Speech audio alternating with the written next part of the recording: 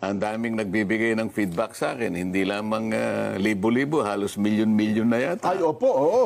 Na hindi nila matanggap-tanggap na ako po'y biglang pinalitan bilang chairman ng Blue Ribbon Committee.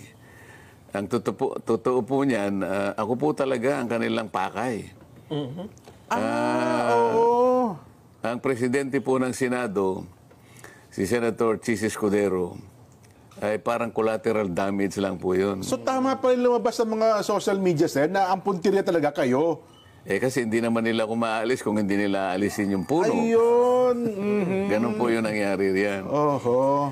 Ngayon, ang medyo hindi po ako nagsasabi nito. Ito po ay kinukonfirma ng napakarami pong mga kababayan natin na hindi po nila nagustuhan yung mabilisang pagpapalit ng liderato ng Blue Ribbon Committee.